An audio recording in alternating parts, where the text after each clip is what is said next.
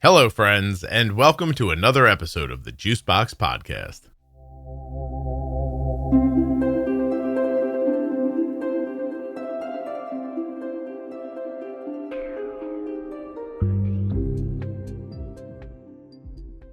Let's see what I've got for you today. Ooh, Toyya is the mother of a 15-year-old girl with type 1 diabetes. She was diagnosed at 13. She actually has some elevated TSH levels, so we'll be talking about that. Looks like her daughter has a habit of not replacing her pump when it comes off, and we're going to talk a lot about teenagers and how to get them to do the things that, they need to do. I wonder if we'll come up with anything. Nothing you hear on the Juicebox Podcast should be considered advice, medical or otherwise. Always consult a physician before making any changes to your healthcare plan. Don't forget to save 40% off of your entire order at CozyEarth.com. All you have to do is use the offer code JUICEBOX at checkout. That's JUICEBOX at checkout to save 40% at CozyEarth.com. When you place your first order for AG1 with my link, you'll get 5 free travel packs and a free year's supply of vitamin D. Drink AG1.com/juicebox. I know that Facebook has a bad reputation, but please give the private Facebook group for the Juicebox Podcast a healthy once-over. Juicebox Podcast, Type 1 Diabetes. This show is sponsored today by the glucagon that my daughter carries, Gvoke HypoPen. Find out more at gvokeglucagon.com/juicebox. This episode of the Juicebox Podcast is sponsored by US Med. usmed.com/juicebox or call 888-721-1514. Get your supplies the same way we do from US Med. This episode of the Juicebox Podcast is sponsored by the only implantable sensor rated for long-term wear, up to 6 months, the Eversense CGM. eversensecgm.com/juicebox. Hello, this is Toyya. I am the parent of a type 1 diabetic 15-year-old now, and here to share my story. Toyya, your daughter, right? Yes. She was how old when she was diagnosed? She was 13 years old. Okay. But she's 15 now. She's 15 now. It's just 2 years right at March. Oh, no kidding. So up on the anniversary. Yes, March 8th. Nice. Well, congratulations for still going. You're doing it. But we'll find out how you're doing it while we're talking. So, okay. Yeah, let me ask first, big surprise, any other type 1 in the family, other autoimmune, anything like that? Well, I have a first cousin who has type 1 diabetes, and my husband has like a second cousin. So not anybody real close. So no. It was a surprise, yes. It's interesting to me how the way people measure that, like not real close. Like I think a first cousin's pretty close to me. Like, because that means like a sister of a parent or a brother of a parent has a child with type 1. Yes, yeah, correct. I think that's close. I got you. Okay, so there's one on your side, one on your husband's side. Your husband? Yes. And then what about other stuff like celiac or hypothyroidism, things like that? No other, what I would call obvious autoimmune. No, we have like osteoarthritis. Interestingly, my second child was diagnosed with a brain tumor a year after the first one was diagnosed with type 1. So we've had sort of a whirlwind of, I guess, kind of challenging things in our life. We do have a lot of anxiety and OCD and ADHD in the family, and there is a bipolar. So I've heard that there's some links there from your previous podcast. Yeah. Well, I don't know about links, but after enough people say it, you think, well, that can't be a coincidence, right? Yes. Tell me, OCD, like diagnosed OCD or just likes the room clean? No, very much diagnosed. My brother has pretty severe OCD. And it's been followed by a psychiatrist, treated for many years. It was pretty devastating. I mean, he's not married. He's not able to hold a normal job. And I believe my mother and my uncle also have it. And it's, but not nearly as severe. Intrusive. They're not diagnosed. Like, how does it present? Like intrusive thoughts keeps them from doing things because they're repeating stuff all the time? Yeah, it started when he was young. He can remember like trying to rearrange everything and check the light switch. He'd be late driving. He'd drive himself to high school, but he could drive and go back and check the lights in the oven and things. And he'd make himself late to school. I would always want to make sure he'd say, Mom, don't leave the house. I want you to leave. I want to leave after you, because he wanted to make sure he wasn't the last one to have to check things. Mm-hmm. The main thing is very intrusive thoughts, just having to, if you read something, for example, and you read a negative word like lose or hurt, then you have to continue reading in order to get the same number of positive words to balance that out. So it's very debilitating. It makes it hard to study or go to school or do anything, really. Wow, that's something. How old is he? He is, 57 now, I believe. Yeah. No kidding. Would you say that he's made I hate to say it like this, but would you say he's made the best of it, or has it been more than that? He actually has. He's a super sweet guy, and he's got a psychiatrist that got him into this program where they actually help people who have disabilities work. He gets Social Security, and they give him so many hours a week so he can still get his Social Security, but also work and kind of get out and have a job. And does a little bit of Ubering too. So he can do things like that, but not under pressure. Right. Not under pressure. Okay. Yeah, I guess if you were in an Uber driving around the same block over and over again, you'd be like, hey, what are we doing? Exactly. He's like, I'm waiting for a pink shirt to counterbalance the blue shirt I just saw, or something like that. Yeah, that would, like, I can't even imagine. I'm not making fun of it. I'm saying, like, what if, like, geez, like, that's really got far reaching tentacles that I bet you a person who doesn't know about it wouldn't understand. During COVID, it was especially bad because he was worried about the germs, and it got worse during COVID. No kidding. It got worse for me too. I know a lady who used to wash her groceries. So, and I bet you she's very embarrassed now if you would ask her. She thought she was saving her life back then. Anyway, okay. So yeah, you've got that stuff in the family. How about you and your husband specifically? The only thing I was worried that I had Sjogren's after COVID. I heard of a lot of autoimmune things popping up after COVID, and I started having really dry eyes, dry mouth, and went to a rheumatologist. I even had a lip biopsy done to confirm, just to be sure it wasn't that. And, I've had a little problems with like lower glomerular filtration rate, like kidney filtration rates. I was kind of worried there could be something autoimmune going on there, but she assured me there wasn't. And my husband doesn't have anything either that's autoimmune. So no. Okay. And you have 2 kids, or you have more than that? The 3 kids. 3. So brain tumor, I have to ask about, we're never getting to the diabetes, but I have to ask about the brain tumor. Yes. What was that like? It was horrible. It was like, I think diabetes, I thought, gosh, this is really a bad thing I've been dealt in life. But the brain tumor it didn't even compare. It was awful. But she was in surgery for 5 hours having this tumor removed, and we didn't know what kind of tumor it was going to be and whether he was even going to be able to fully remove it or not. Yeah. So it's just kind of hanging in there, and lots of relying on friends and prayers and everything else. And they were able to fully remove it. She has had 2 repeat MRIs to check, and that there's no reoccurrence. They said it was benign, and they said, honestly, the neurosurgeon said this is kind of case closed, next case. I don't think it's going to come back or anything, but it's affected some of the schoolwork a little bit, made things a little bit more difficult in some areas due to the surgery. Okay. There was a small stroke where they went in to get the tumor because they have to go through healthy brain to remove it. Yeah. My gosh. How old when that happened? She is 12. It was just this past summer. Oh, it so just it's happened. Not been a year yet. My gosh. You okay?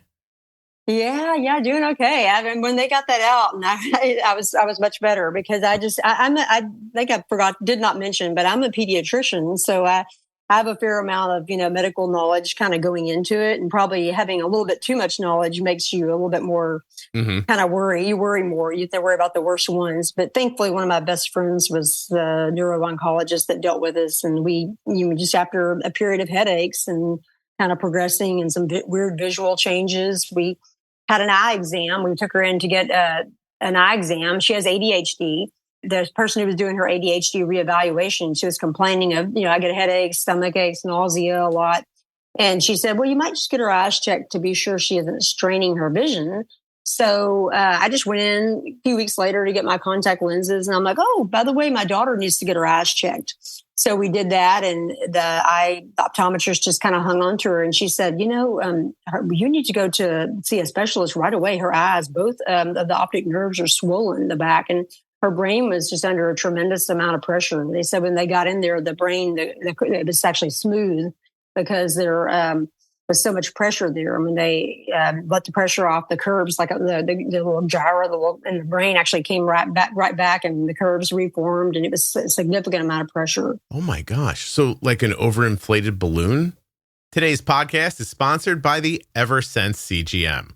Boasting a 6-month sensor, the Eversense CGM offers you these key advantages: distinct on-body vibe alerts when high or low, a consistent and exceptional accuracy over a 6-month period, and you only need 2 sensors per year. No longer will you have to carry your CGM supplies with you. You won't have to be concerned about your adhesive not lasting, accidentally knocking off a sensor, or wasting a sensor when you have to replace your transmitter. That's right, there's no more weekly or bi-weekly hassles of sensor changes, not with the Eversense CGM. It's implantable, and it's accurate. EversenseCGM.com/juicebox. The Eversense CGM is the first and only long-term CGM. Eversense sits comfortably right under the skin in your upper arm, and it lasts way longer than any other CGM sensor. Never again will you have to worry about your sensor falling off before the end of its life. So if you want an incredibly accurate CGM that can't get knocked off and won't fall off, you're looking for the Eversense CGM. EversenseCGM.com/juicebox.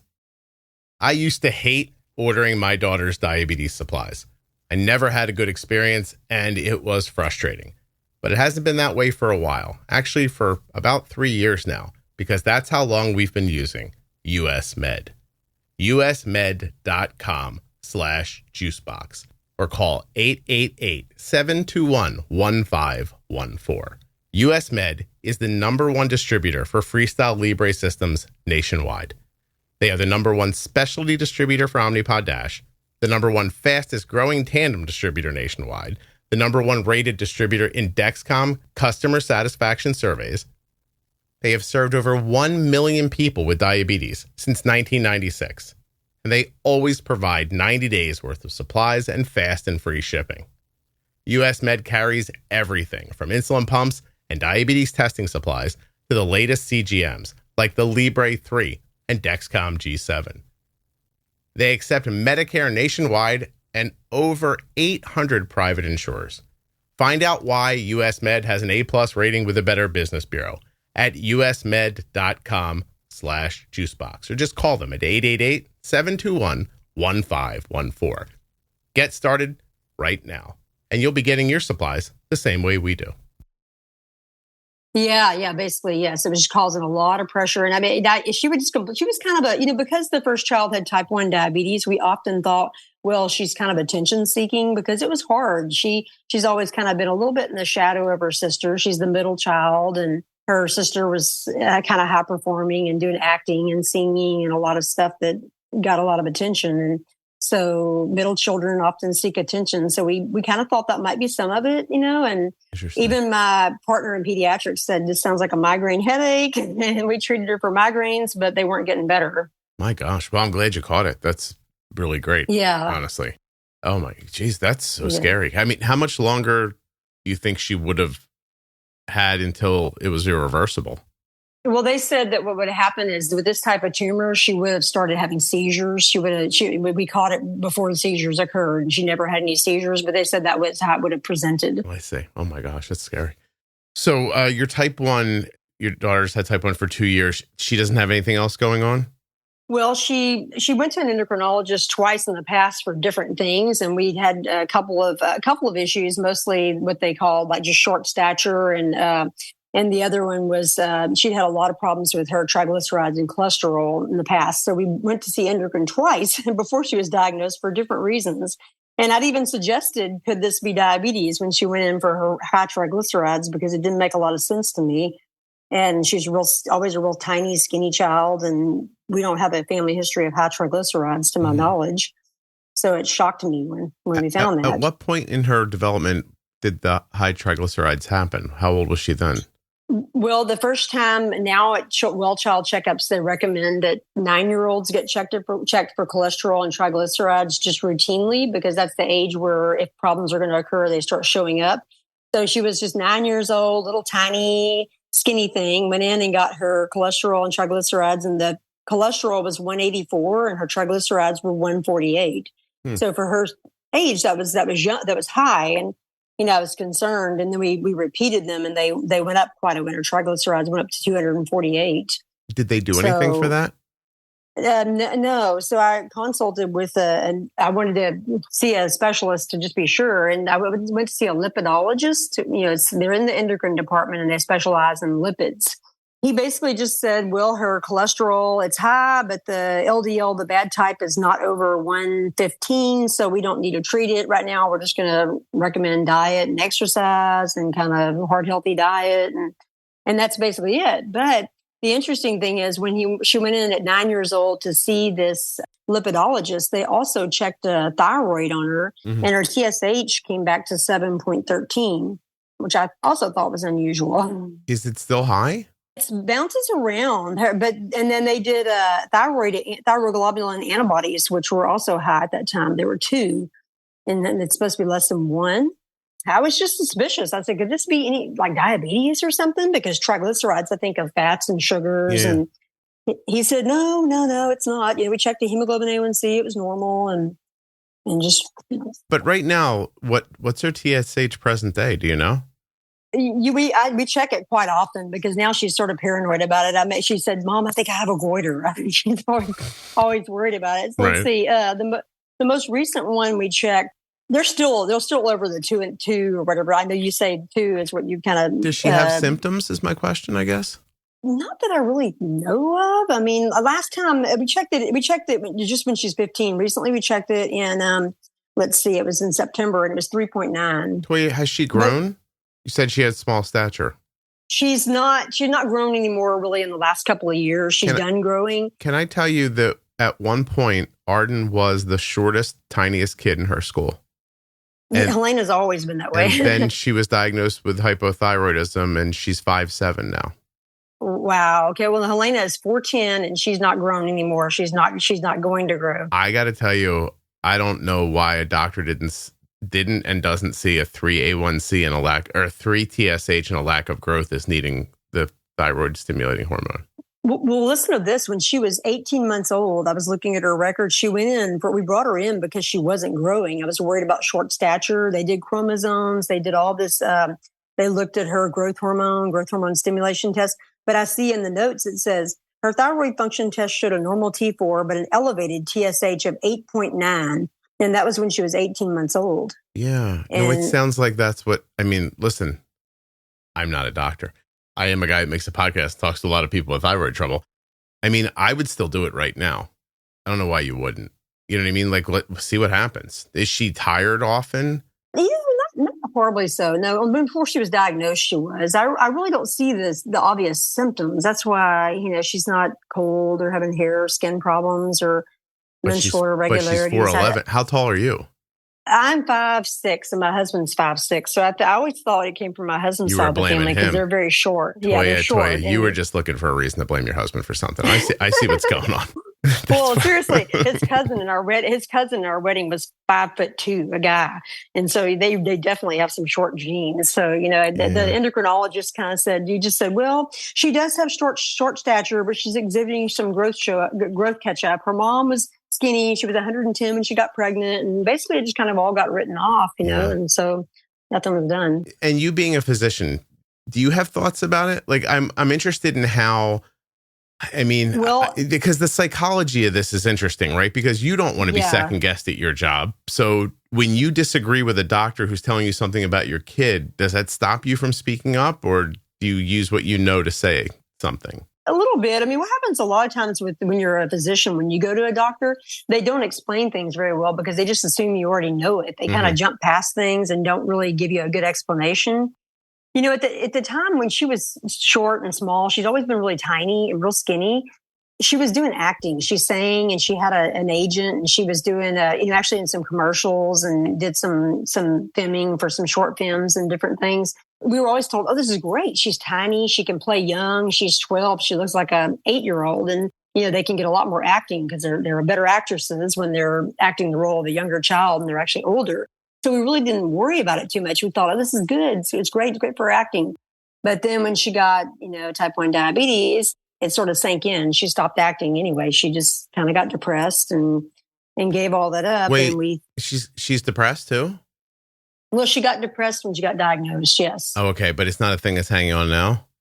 No, she's actually better since going to a new high school, and just we did some counseling, and things seem much better. She actually seems pretty happy. Because, I think what they call low mood could be attributed to thyroid too. Yeah. Is she ever short-tempered? Yeah, she does get short-tempered, yes. And Toyya, I'd get some of that good synthroid in her and see what happens.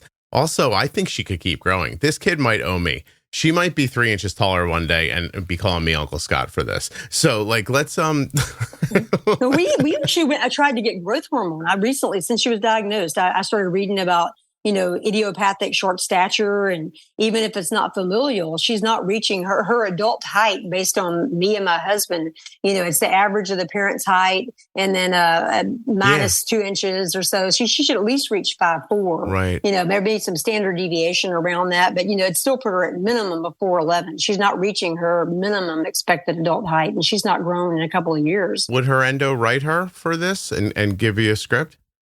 He did growth hormone stimulation tests, and she doesn't have any deficiency in growth hormone. But he said that we could get it for idiopathic short stature, but there was a shortage in growth hormone, and so we kind of went around. Right now, there's a shortage of it. It's real hard to get, and we were going to have to pay a lot of money for it. And I don't know. We just thought it probably wasn't worth it. We thought, well, she's probably done growing at this point. Growth plates are probably fused. And have you had them checked? Has she had an X-ray? We did the X-ray. She just had one done recently, and it showed, she's not her. Let's see, I don't know if it showed. I think she was within the normal range on the growth plates and stuff. I mean, I'm not exactly sure. I have to look back and see. That's my kid. I'm throwing synthroid at her like she's a seal. I'm like, here, catch these. And because what could it, if her TSH is in the 3s, it's not going to hurt anything. You're not going to make her hyper. So what the hell? Like, even if she grabbed an inch out of it, who would care? You know what I mean? Like, take it. I keep asking them every time she goes in, can you draw the thyroid antibodies again? Can you do this? And he'll just once a year check it. And I'm like, don't you remember her thyroid antibody was at one point positive? She's been high a lot. He's like, oh, okay, we can check it. But they don't. Why do we care about the antibodies and not the TSH? Just treat the TSH. Yeah. Well, I was thinking more like for autoimmune, you might see the antibodies, but I guess I would be a little bit concerned. They would kind of resist me in what I'd say, but yeah, I guess I could try that. Yeah, I mean, listen, Toyya, don't you know a doctor? You know what I mean? Yeah. Right. Let's get that TSH down and see what happens. Boy, if she starts growing, I want a card at Christmas. That's all I'm saying. Just a nice card with a Christmas scene on the front, little snow and a tree. It just says Merry Christmas inside. You don't have to write a whole note. So Arden started growing just with the synthroid at that older of an age. God. At an older age. Well, wow. She was, I don't know how old she was. I'm trying to remember back now. 11 or 12 maybe. But she was, listen, my daughter played softball very competitively for a very long time for the same group of men. Okay. They were the coaches. And she stopped playing with them when she was 12. When she was 16, one of these guys ran into my wife in a store, and they were standing and talking. My daughter was off somewhere looking at something and came back and then stood behind my wife while she was having this conversation with this guy that went on for a number of minutes. And then when it ended, when my wife and the man were done talking, he asked to be introduced to the person that my wife was with. Wow. And it was Arden, who he had known fairly intimately with time and conversation face to face since she was like 6. And he did not know it was her. Wow. Yeah. So. Yeah. I feel like we've really missed something. I wish we had May not be too late, though. Like, as May a not physician, be too I feel late. really like, Nah. Well, no, I can see every one of the paths that you looked at. You know what I mean? Like, I can see all the decisions you made. They all make sense. I would have thought about all the same things. So would I think everybody else. But I'm just saying, I don't think it's too late. And even if it is too late for growth, it's not too late to get her TSH down. Yeah. You know, I don't know. I'd go for it. I have some here I'd give you if you live nearby. Okay. Yeah, I'm sure I can probably convince them to do it. Yeah, I would imagine that if they don't take your word for it, like none of us have a chance calling our doctors and asking. Yeah, exactly. Yeah. Anyway, so I enjoyed learning about your family. Now we have some like more specific things I'd like to talk about based on your notes. Sure. You said here about, what would I like to cover in my episode, managing teenagers with a pump algorithm when you cannot follow details and they don't input carbs or count them. This is pretty specific. Yeah. Go into a little bit about what's happening. If you take insulin or sulfonylureas, you are at risk for your blood sugar going too low. You need a safety net when it matters most. Be ready with Gvoke HypoPen. My daughter carries Gvoke HypoPen everywhere she goes because it's a ready-to-use rescue pen for treating very low blood sugar in people with diabetes ages 2 and above that I trust. Low blood sugar emergencies can happen unexpectedly, and they demand quick action. Luckily, Gvoke HypoPen can be administered in 2 simple steps, even by yourself in certain situations. Show those around you where you store Gvoke HypoPen and how to use it. They need to know how to use Gvoke HypoPen before an emergency situation happens. Learn more about why Gvoke HypoPen is in Arden's Diabetes Toolkit at gvokeglucagon.com/juicebox. Gvoke shouldn't be used if you have a tumor in the gland on the top of your kidneys called a pheochromocytoma, or if you have a tumor in your pancreas called an insulinoma. Visit gvokeglucagon.com/risk for safety information. Well, so she does the Omnipod 5. When we started out on it, I've been listening to the podcast since shortly after diagnosis. I listen to it regularly. I think I learned most of what I learned from the podcast.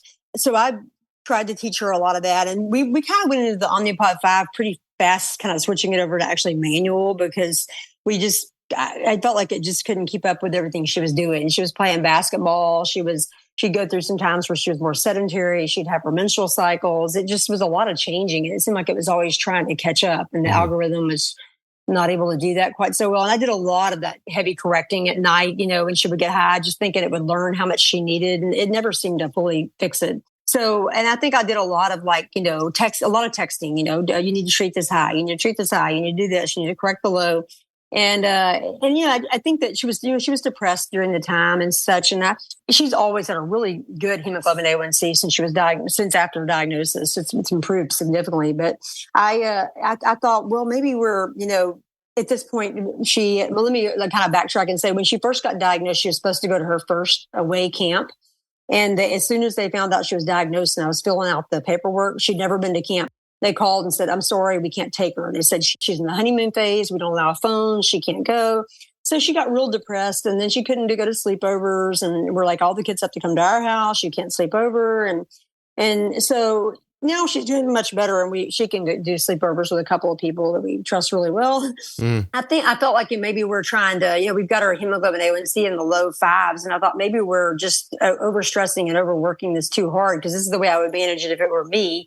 Maybe we should just sacrifice the hemoglobin A1C a little bit and not be as tightly controlled and let her just kind of see what she can do, because she's going to be in college in a few years and she's got to learn this. Yeah. My husband was concerned that, hey, you're doing everything for her, you're trying, and she's got the pump. And it gets really frustrating because we have a hot tub. And she'll have all these friends over to spend the night. And of course, when she gets in the hot tub, I get my signal that says no reading. And it's so frustrating. Me and my husband are trying to go to sleep. So I'll turn my phone on mute. And so I don't get the signal.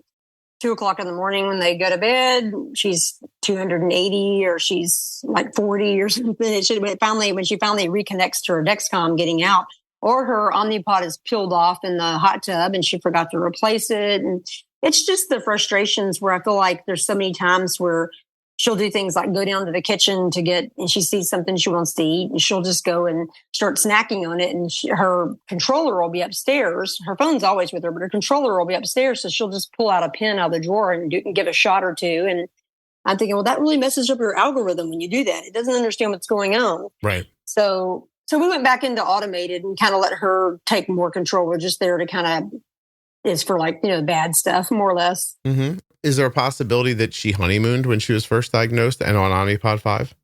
Yes, no, she definitely did. Probably for about 9 months or so.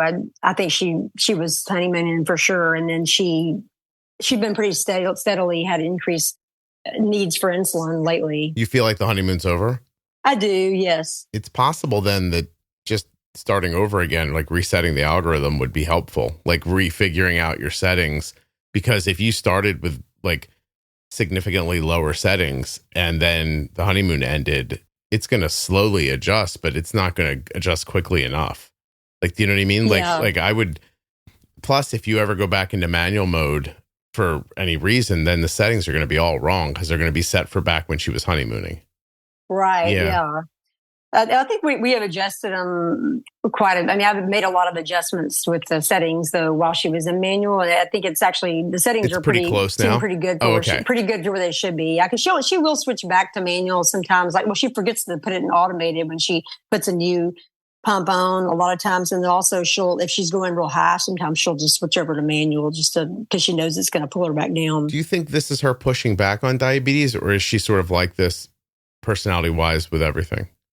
Just personality wise, if we give her a chance to go spend the night over with a friend, she's amazingly on top of it. Like if I call her for a low, she's like treating, she'll send us a text and she's just wide awake. But at night when she's here at the house, she'll just sleep through anything. You can't not wake her up I'll call her on Alexa, ping her phone, won't wake up for anything. Yeah. So, she can kind of fall back on this. I think they feel comfortable being at home, and it's not a thing they want to do. So maybe Arden does that. She'll come home from college sometimes and be like, can you do this tonight? And I'm like, okay, and then she won't wake up. Like beeping doesn't matter. But then yes, the night before she was at school by herself and, something happened and she woke up in the middle of the night and took care of it. Yeah. Yeah. So, you know what I mean? Like sometimes it's just the necessity. And sometimes it's just they won't do it. Like, I don't know which one your daughter is, but for Arden, it's necessity.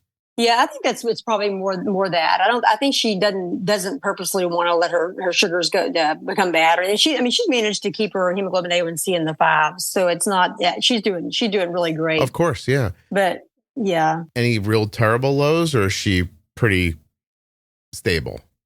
My husband said he thinks she probably got down. She may have gotten down into like maybe the 28 or something once. I don't know. I didn't see that one. So she gets down. She's gotten to low with an arrow down before, so I'm not exactly sure. We have SugarMate, and so you usually can kind of go back and kind of do the math and look at the change and kind of figure out where she was. But usually it's in the 30s. She has not been going low nearly as much now that we're doing automated. That's been helpful with sleep and everything. Mm-hmm. Okay, that's great. I'm glad that it's helping her sleep at least, and you guys too. Yeah. She does overcorrect, some, and she gets pretty aggressive. I'll tell her, I'll say, well, what you ate, that's going to bring you high. I know, and you're going to have a hard time getting that down. It's one of those sticky highs. You need to work on it. And sometimes she'll kind of rage bolus and then fall. Rage bolus and fall? Yeah, see, that doesn't happen to anybody. Do you overall think that she is on a good path for once she gets to college, or are you actually worried? She's probably on a good path. I mean, we worry because I always hear these stories in endocrine, and people say, don't let your pump runs out for more than a couple of hours. You're not getting insulin. You can get into DKA pretty fast. Yeah. And she's had a handful of nights where she's usually getting out of the hot tub, or she has a sleepover or has friends over. Her pods run out and she's taken it off, and she's forgotten to give her Basal-Gor. She's forgotten to do anything, and she's gone to sleep for, I don't know, some hours. I usually see it getting high at some point, and I'll go in there and say, hey, you're getting in like the 260s, 270s, why are you so high? And she go, oh, I forgot to put my pod on. Oh, and that I've seen that happen. So that sort of thing concerns me, yeah. And she's bad about remembering sugar too. And to treat sugar treatments, we've been in hotel rooms before where we gotten in there at night and everything's closed down, the front desk, there's nothing you can buy. And she's getting low and she doesn't have any sugar. So those kind of things worry me. Yeah. How do you parent that? Well, I usually try to but she recently went on a mission trip to Jamaica with her school, and I went with her. We've gone on all of her trips with her. I feel like I need to make sure that the insulin's staying at the right temperature. We're working outside, building houses, all this stuff. And so I always make sure there's when she goes to a sleepover, I'm like, you make sure you get this, make sure you get your finger stick machine, make sure you get your Gvoke pen and all that. So I don't know. I'm not real sure how she would do. I haven't backed off enough to see that. Yeah. I mean, listen, if it was me, I would say it's a non-negotiable. If your pump falls off, you stop what you're doing and you put another pump on. Yeah. Literally, just non-negotiable. If you don't do that, we have a big problem. And, I'm not drawing a lot of lines in the sand, but here's one of them. I don't think I'm being alarmist about that. You have a pump fall off at 10 o'clock at night and go to sleep. You might not wake up in the morning even. Yeah, yeah. That's not a joke. You know what I mean? Like, I'm definitely not coming down on you. But like the idea like that there was no insulin for a number of hours is insanely dangerous. Yeah. No, I know it is. Yeah. And but like you're caught in this vortex where you're just talking about it like it's another Tuesday. Like this happens sometimes. That can't happen. You know what I mean? I think she gets in the mindset of like when we go like to a beach vacation or something, she'll say, okay, for this week or whatever, I'm going to go off the pump and I'm going to just do shots. But we do your basal war, And so she knows she's pretty comfortable going back and forth. Like if it falls off and there's been a couple of days where she's like, I'm kind of tired. I want to take a break. My skin's kind of irritated or whatever. I'm using the same site too much. And so I'll go, okay, well, you have to get basal war. And I set an alarm and she'll kind of forget to give it. We'll have to remind her she's out of the routine of getting it. Yeah. So I think she's gotten comfortable enough where she kind of thinks she can go back and forth. But, I've told her you can't be without it. You have to have that basal injection and you have to. That's the same thing as taking your pump off. So like she literally doesn't have any insulin happening. Yeah, exactly. And I'm shocked. Have you ever checked her ketones during that? Yes. When she takes it, when I find out it's been off and she's high, yes, I do. We have a ketone meter too. And she's not ever had any really. I don't, it's bizarre. Since she was diagnosed, really, that I know of, I've never found any. Yeah, that's really good. Oh, listen, I mean, none of us should have children. This is what's going to happen if you have kids. So, I know, it didn't make sense. I thought surely she's going to have ketones. Yeah, but I just mean they're young and they do what they want and they don't care about their safety. And like, does she really can I ask, does she really understand beyond like, you can't do that? Does she understand why? She should. I've tried to explain it to her. So I think she does. I think she just kind of has that, nothing's going to happen to me attitude. It's not going to be me. Yeah, no kidding. Actually, she did say this once. It sort of annoyed us that she did tell my husband, she said, she goes, he was talking about getting low and treating your lows and getting on top of it. And she kind of doesn't want to overtreat and she doesn't want to get high. So she says, well, Dad, she goes, I'm going to have a seizure at some point. I'm going to do that. I was like, you are not. Don't say that. That's crazy. You don't have to have that attitude. You may never have a seizure, and we don't want you to have a seizure. You don't have that attitude. She's planning for it, or do you think she's excusing what she's doing?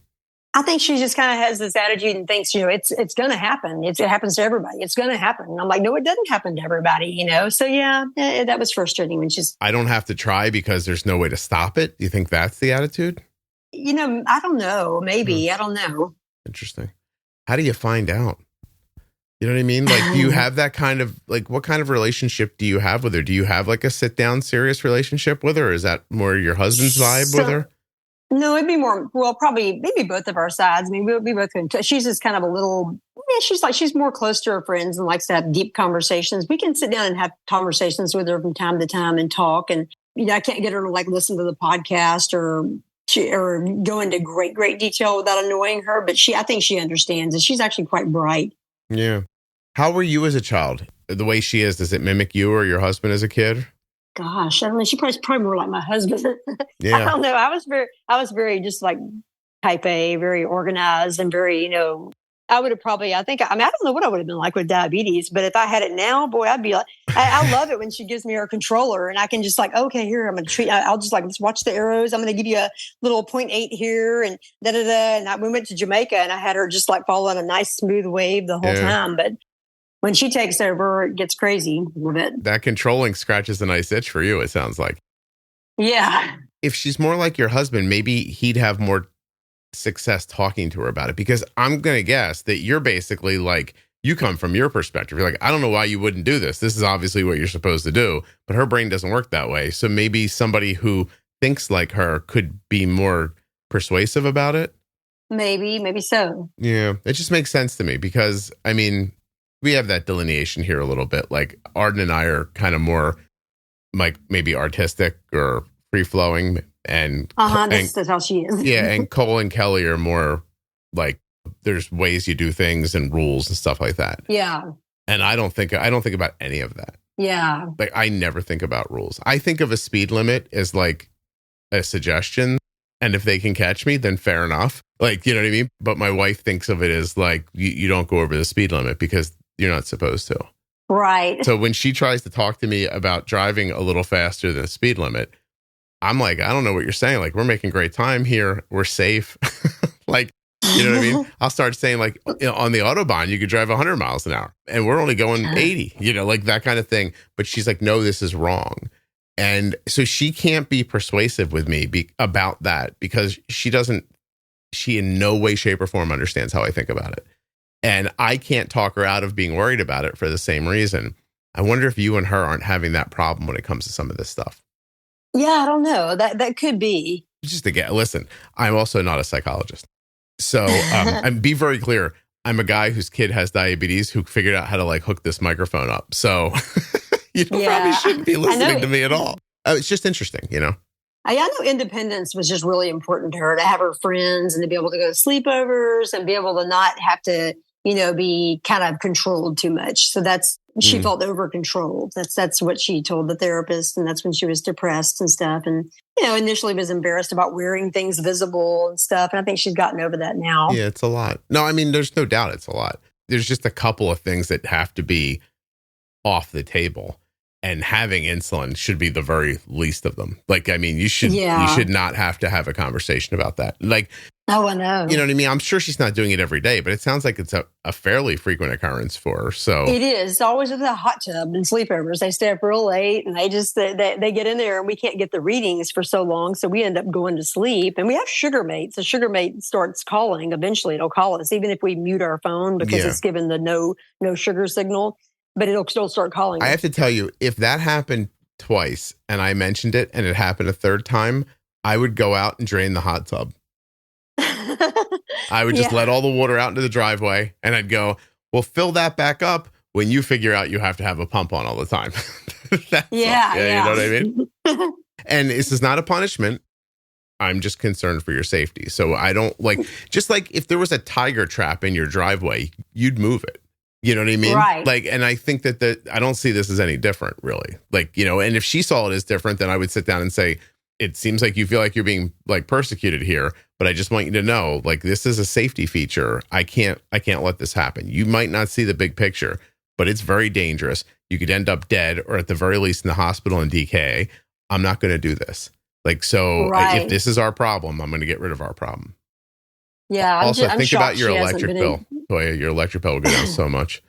Well, it's gas. So they use it all the time. Never mind. And she puts her Omnipod on the back of her calf. For some reason, it's way down. She jokes about it being her AirPods stuck to her leg. She has it on the back of her calf. I don't know why she wears it there, but it's always in the hot water. Yeah, it's so submerged. Can you not say to her, hey, if you're going to jump in the hot tub, can't you just put the pump on your arm? I have not wanted on my arm. No, it leaves marks. At least she's kind of got sensitivity since her skin leaves little marks. It does kind of have. She had a real bad rash one time that hives all over her body. But we think it was due to a medication. But around the sites of the pumps and stuff, it flared up even more because those were irritated sites. Yeah. So skin's real sensitive. Well, I don't want her to have a flare up for sure. But have you tried money? Have you tried a little like every time you do this right, we'll put to the fund for new clothing or shoes or whatever she wants. Yeah, we should do that. Mm-hmm. She loves to spend money. She's got that all figured out, does she? Yep. And fixing to start driving too. So I'm like, okay, you got to be responsible. You got to have all this stuff with you. So it's a lot. You know, I think when it goes on when the iPhone is able to start, you know, being the controller for Omnipod, that'll make things a lot easier. I even mentioned like getting that Night Scout and doing more things, kind of like what a lot of the people on the podcast do, like the looping and stuff, where I would be more involved. But she's like, no, Mom, no. I do not want you to know when I enter carbs. I don't want you to know what I'm doing. No, she does not want me to know everything. I have to really go back and try to look at the controller and figure out, now, why did you go so high? Now, what happened here? Do you think you didn't get the pre-dose at lunch? Are you sure you pre-dose? And, and ask a lot of questions. Have you asked her why she doesn't want you to know? I think she just feels like I'd be too controlling. So Toyya, let's be honest with each other now. Sorry, this is hard. Is this a you thing or a her thing? No, I think, I think more than when I'm trying to figure things out, I'd like to just, I will try to ask, why did you go so high, or why have you been so high? And then usually the answer is like, oh, I forgot to put my pod back on. So, I feel like I kind of do need to be asking the questions. I don't feel like it's, I feel like that it would kind of get neglected if I didn't. You described yourself as type A earlier. What was your mom like? Yes.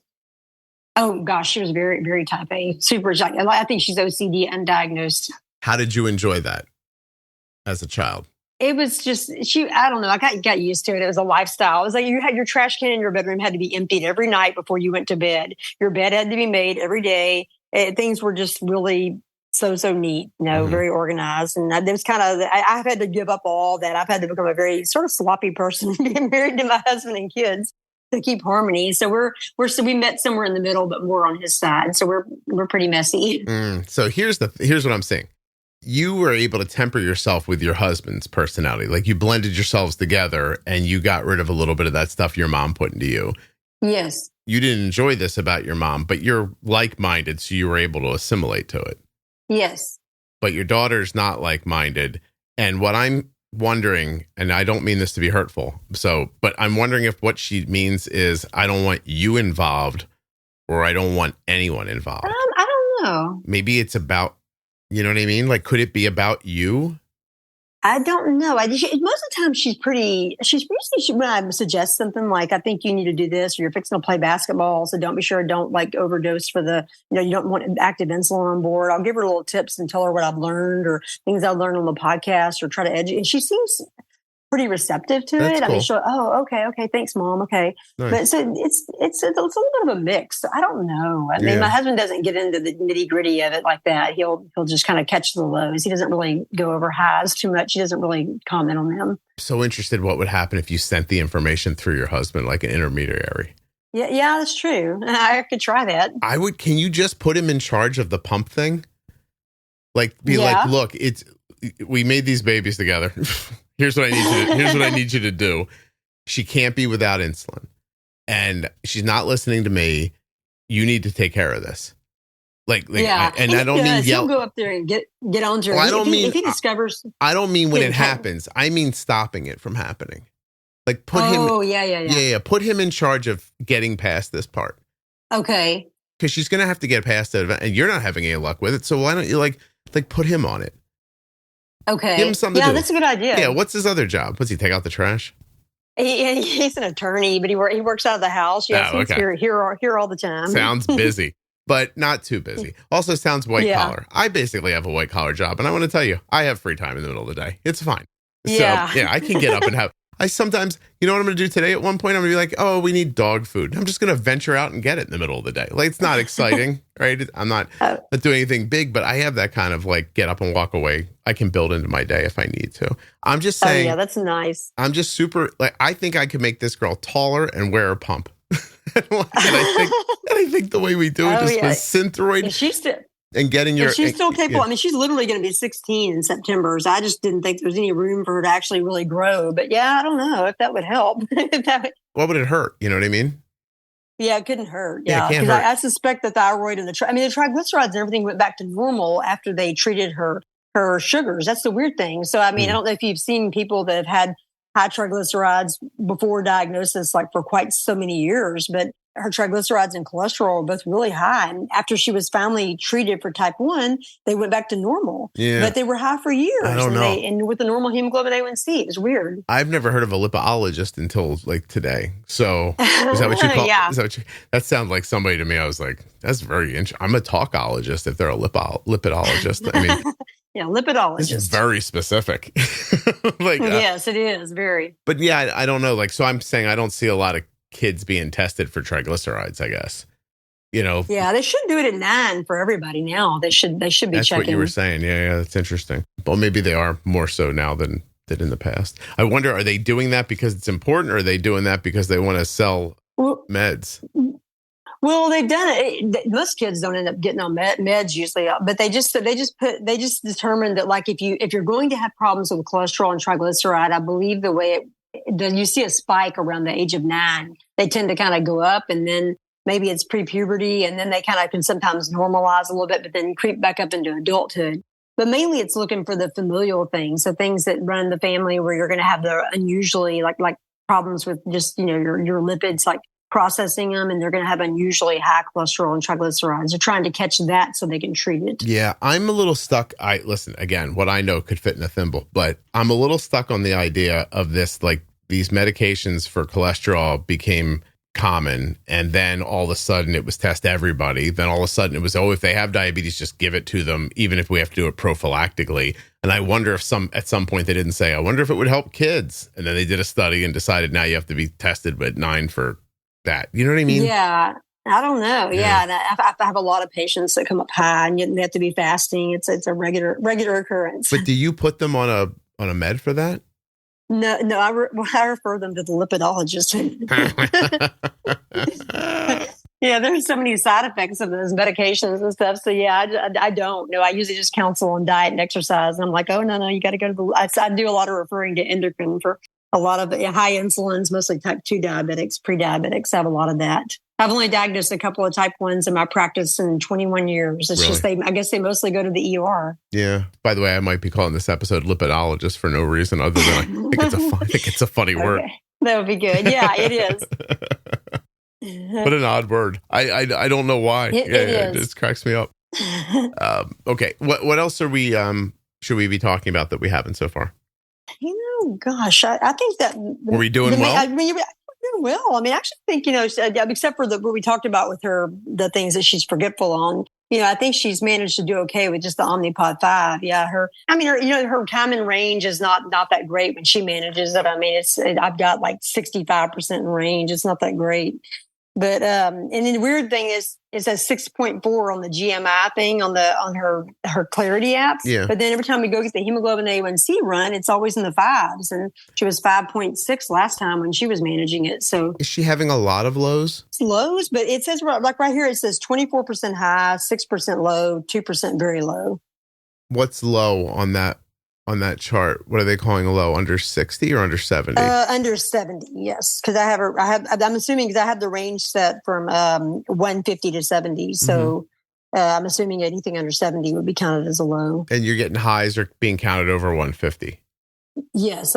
Yeah. So it sounds like you might be, is she really banging up and down? Like, is she going way higher than 150 and then low over and over again? She'll get into the 200s sometimes after she eats, occasionally if she doesn't pre-bolus or correct it, like to kind of recognize it and correct it on her own. She usually runs pretty good, in the daytime, if she's not like overnights and stuff or, pretty close to 108, somewhere around there. Okay. Yeah. As long as she's not. Thing is she had a hemoglobin A1C once that was 5.0. We went in and it was 5.0 in August. And the endocrinologist said something about, well, that's interesting. That's a mystery. She doesn't look like she's getting too many lows. He kind of looks back at the last 2 weeks, maybe.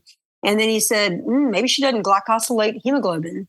And I was like, I've never heard anybody say that. Have you heard anybody mention that? Well, I was just going to ask, does she have any low iron issues? Not that I know of.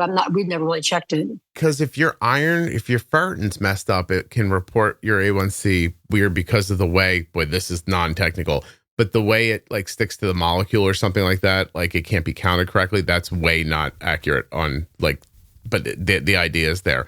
Also, effects of thyroid hormone on A1C and glycogated albumin levels in non-diabetic subjects with over hypothyroidism. Let me see something. Like, I wonder if the unbalanced thyroid is having the hemoglobin A1C report back incorrectly. Is that possible? I don't know, because it just always seems awfully low. I'm like, I know she's not running. He doesn't think she's really running low or anything too much, but it just seems surprising that I hear everybody on the podcast are like, oh, we're doing great, working hard, we're in the 6s. And she's always been pretty seamlessly in the 5s, except for when she was diagnosed. She was 13 or greater than 13. I'm looking here. Thyroid levels obviously can have an impact on glucose control. Hold on. Untreated thyroid disorders affect the management of diabetes in patients. Consequently, a systematic approach to thyroid testing and blah, blah, blah. The results showed increased mean levels. Yeah, I feel like I feel like it would make your TSH would make your A1C look higher, not lower. Oh, okay.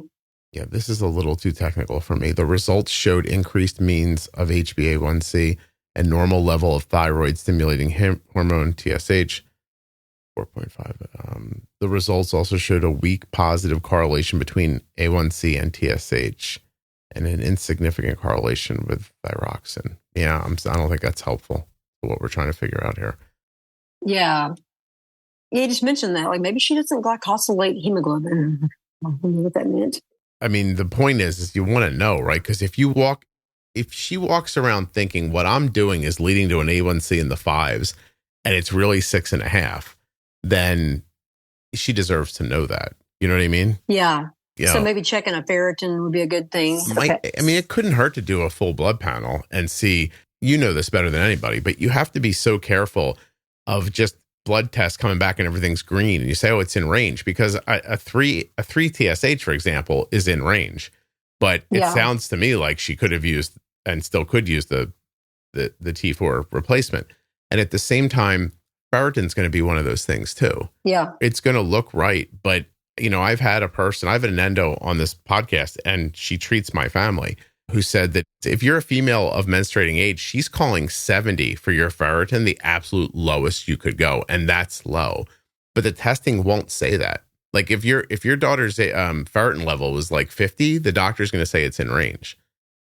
But yeah, she'd do way better if it was higher.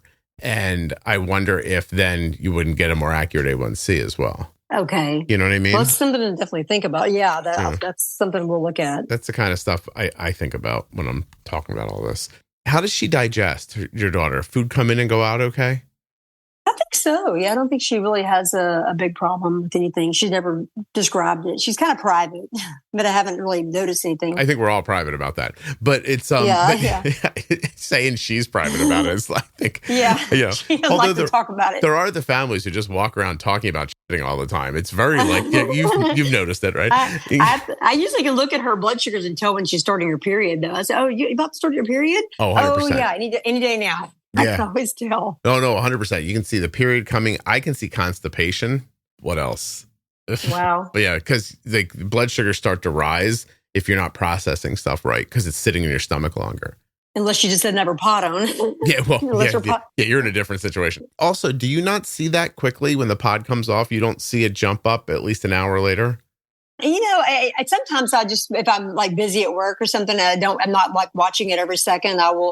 I may not see it. I'll kind of go and I'll see like 280 something. I'm like, wow, why are you so high? You know, I mean, she's rarely gotten, just one time I can think of, she's even gotten to 300. We've been really good at keeping her down. But I'll always call her or nag her until she treats and gets it lower. Even in I don't even mean in the moment, but in hindsight, can you look back and see like, oh, that's where the pump obviously came off because here comes the rise? Yeah, I can usually see it. Yeah, I'll notice like she's just got a sticky high or something, and then she just I forgot to put my pod back on. I got to put it back on. You know, that's right here. Yeah, maybe she should tattoo it to her forehead. Yeah. She goes to school and she knows it's only got like 20 units in it, and she goes to school and doesn't change it in the morning. And she's like, oh, it's got so many. You know how it's got so many hours after it expires. You've got like kind of a little period of time, like where they say the pod expires, but you've got a little time afterwards. Yeah, I think that's the way it works. Well, she's aware of that. And she's like, oh, well, it's got so many hours that I can still go on it. So I'll be good. School will be out by then. But then she forgets to put it on. Yeah. Change it. No, I mean, listen, this is not uncommon. I definitely text her and I'm like, please don't start your day with a pump with 15 units in it. Like, she's like, well, I'll make it till lunch and I'll be back here before lunch. Also, I'm like, please don't do that. Yeah. And she will sometimes, but running out of insulin, since college has started, there's been a couple of times where Arden has absolutely exhausted herself and fallen asleep. And I know she thought she was going to make it till morning with what was in the pump, and then she didn't. But as soon as that happens, I can see it. And then I wake her ass up and make her do it. So, yeah. Well, it's frustrating when they do the injections with a pen on top of it. I told her, I said, that's going to mess your algorithm all up. It's not going to know what's going on. And she'll just say, oh, well, I didn't want to go. I couldn't find my controller. I don't know where it's at. Yeah. We have an Apple AirTag on it, but she still doesn't. It's not charged or it's dead or something. Yeah. I mean, I don't have diabetes, and I'm sure there's aspects of this that I'm not thinking about, but it takes like a minute to fill an Omnipod and put it on. Like when you're really good at it, it takes no effort at all to like, listen, if you have diabetes, I know I don't know, and I know it doesn't feel like that. I'm not saying that. I'm saying actual physical effort. It's very small. So it feels like she just doesn't want to put the pump on. Yeah, you know what I mean? Kind of wants to enjoy having it off, or just take some to add on and take a break from it or something. She's asked to take a break from it here and there, and we've done it some, on vacations and such. Right. No, well, we're going to know soon when you send your husband in there and make him figure it out. And if he says no, Toyya, you know how to motivate him. So but I know you can do that. Exactly. There's any number of weapons at your disposal that I think could get him motivated. I'd like to see that. Anyway, I hope you didn't mind the tone of the conversation. I just thought it was interesting and you were willing to talk about it. So I think it's good conversation. Yeah, sure. And I love the podcast. I've always told I'm actually for one of the diabetic organizations here that's national, but I'm a local volunteer for newly diagnosed families to kind of reach out to them and kind of get them involved in the organization. Mm-hmm. And one of the things I do, I always give my tips, mom to mom tips. And one of my big tips is the podcast. Oh, thank you so much. I really appreciate that. I regularly tell people. Oh, I appreciate that very much. What about the show's been helpful for you?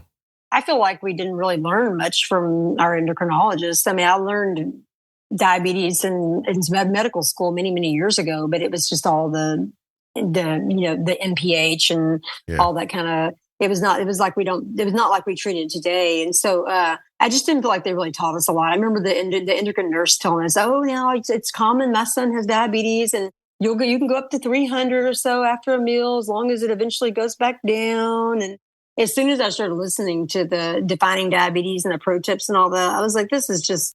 We're going to if you set your expectations lower, you will react sooner. It made perfect sense. And I've learned so much. And so I said, we're going to set our range much lower, like 140 or so, where we get alarms. And that way you will, you'll start, reacting, and you'll be aware of it when you're getting higher. And so that's the biggest thing right there, but just everything. I mean, learning how foods are digested, and it's all been amazing. I'm glad. Oh, I'm very happy to hear that. And I appreciate you very much out there telling other people about it. Thank you. Of course. Yeah. Very, very helpful. Oh, I am very helpful. Scott's what you're very doing helpful. is really good. Oh, maybe I'll make that the episode title. Scott is very helpful. So if I could just get my daughter to listen to it, it'd be great. Well, I think your daughter's having fairly common 15-year-old reactions to things. You know what I mean? Yeah. I really do. I would just say that you probably just have to persist and look for other ways to get through to her, that there are some things that we don't live with, and the her being in danger is one of the things we're not okay with. Right. You know what I mean? Honestly, that's how I think about it. Like it's we're not going to not wear our seatbelt and then just say later, like, oh, I forgot to put my seatbelt on. Uh-huh. We're actually going to figure out a way to remember to put our seatbelt on. And then we'll move on to something else, because this isn't like a thing.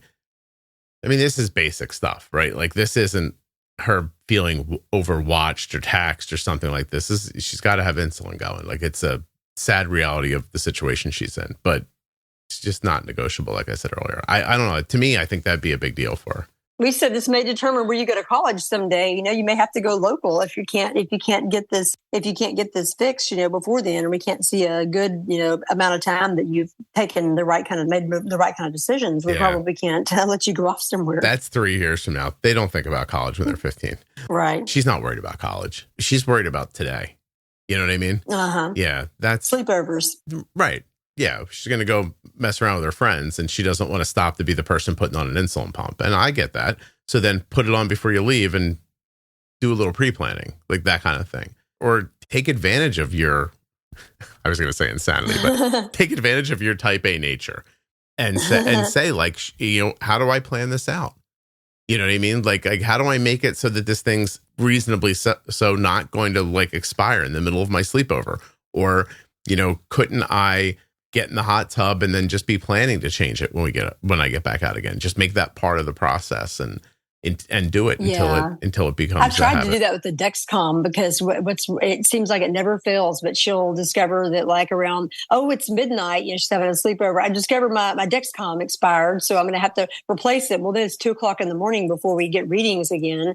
So and she's been in the hot tub, so we haven't gotten readings prior to that. That happens a lot. And so I'm like, okay. Toyya, if Arden's listening to this like years from now and I'm dead and she's like, I want to hear my dad, and she trips upon this one, that thing that Toyya just said is the bane of my existence right now. And it would make me like curse if I thought about it any longer. Like just change the fucking thing earlier in the day. So that at 3, so that at 2 a.m, it's not like beep, and you're like, You've got to be kidding me. You know what I mean? I started putting reminders on my alarm. I'm like, okay, wait, but you're changing. Okay, so if you change it at 8 p.m., I'm going to put a note for 10 days later to change it at 6 p.m. So we're going to keep moving it earlier and earlier. Does that help? I hate that. Yeah. Does that help? Because and then it's this thing. I'm like, no, not this thing. I told you 8 hours ago. Like I actually, the only diabetes thing I went over with Arden last week when she was on spring break and we met somewhere and we hung out for the week.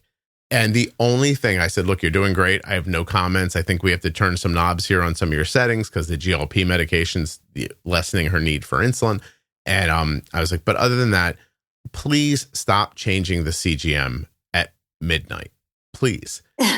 Yeah, then she gets low readings too after it changes because it's not where it needs to be. Yeah, it's not dialed in yet. Made us, and like we're getting 40s and stuff, and I'm like, is this real? Now you got to wake up at 2:00 in the morning and do a finger stick, and then to find out that your blood sugar is perfect. By the way, exactly. You're like 86. That's what always happens. And then she's like, this thing. I'm like, this thing. No, you. Yeah, and she hates to check blood sugars in the middle of the night. Hates it. Of course, I would too. So then change your CGM earlier in the day. This is again, not hard, but I get that there's that other component to it. The part that when you have diabetes, it is difficult, and for reasons that I don't completely understand because it's not happening to me. Like I understand all that, but we got to get past that part. And, or take advantage of, here's another thing you're not doing right now, Arden. The G7, you don't have to be without it. You can slap a new one on 3 hours before the old one's going to go bad. And then when you swap it over, it's been soaked in for 3 hours. You get nice numbers and you're on your way instantaneously. Yeah. This is such an easy idea. And when I bring it up to Arden, you might think that what I've told her is scale Mount Kilimanjaro. When you get up there, build a rocket, then fly the rocket to Mars, then come back with something from Mars that we can plant a tree with. Might as well be that difficult because she's like, I can't do that. I'm like, I'm just asking you to switch it earlier, but not push the button. And she's like, no. So I don't know what to tell you. Oh, gosh. Yeah. It just makes me go, oh, my God. Okay, it's fine. Do what you want. but you're going to wake me up at 3:00 in the morning. And then, exactly. I don't want to be woken up. Yeah. And then I'm going to say something to you. And then you're going to go, why are you up my ass about this? And this is all very fixable. And I'm sure one day she'll just get it. I'm sure if she's listening to it now and she's 30, she's thinking, I can't believe I did that. That's hilarious. And and I shouldn't have done that. And if my kid was doing it, I'd be upset too. You know what I mean? So, yeah.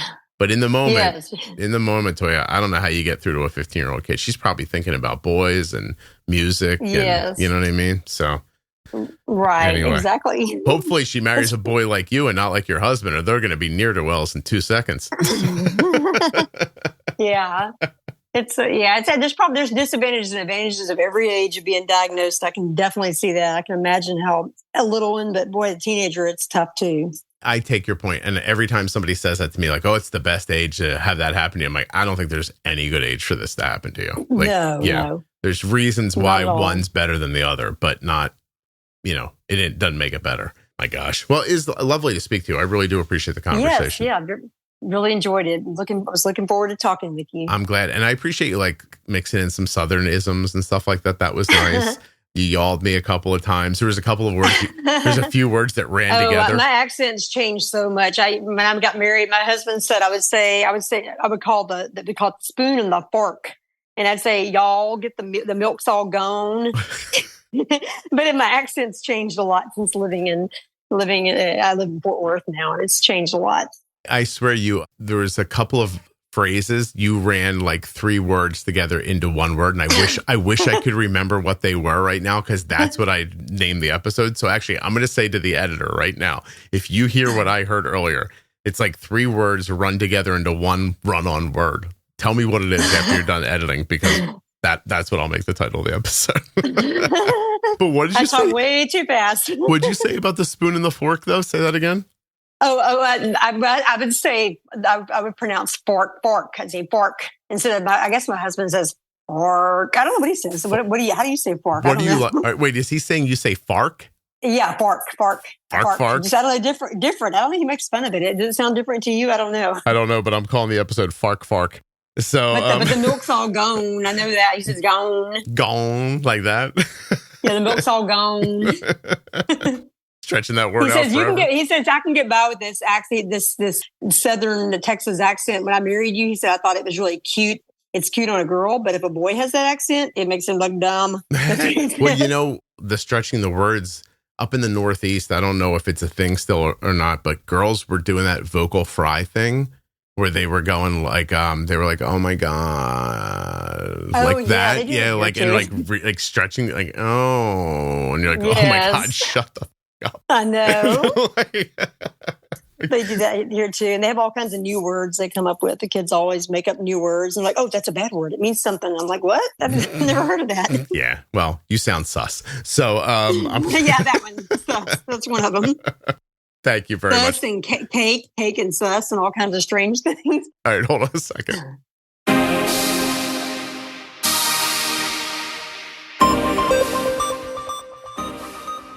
A huge thank you to one of today's sponsors, Gvoke Glucagon. Find out more about Gvoke HypoPen at gvokeglucagon.com/juicebox. You spell that GVOKEGLUCAGON.com/juicebox. A huge thank you to Eversense CGM for sponsoring this episode of the podcast. Are you tired of having to change your sensor every 7 to 14 days?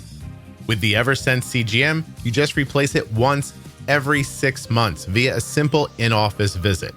Learn more and get started today at eversensecgm.com/juicebox. The conversation you just enjoyed was brought to you by US Med. usmed.com/juicebox or call 888-721-1514. Get started today and get your supplies from US Med. Are you starting to see patterns, but you can't quite make sense of them? You're like, oh, if I bolus here, this happens, but I don't know what to do. Should I put in a little less, a little more? If you're starting to have those thoughts, if you're starting to think, this isn't going the way the doctor said it would, I think I see something here, but I can't be sure. Once you're having those thoughts, you're ready for the Diabetes Pro Tip series from the Juicebox Podcast. It begins at episode 1000. You can also find it at juiceboxpodcast.com up in the menu, and you can find a list in the private Facebook group. Just check right under the featured tab at the top. It'll show you lists of a ton of stuff, including the Pro Tip series, which runs from episode 1000 to 1025. Hey, thanks for listening all the way to the end. I really appreciate your loyalty and listenership. Thank you so much for listening. I'll be back very soon with another episode of the Juicebox Podcast. The episode you just heard was professionally edited by Wrong Way Recording. WrongWayRecording.com.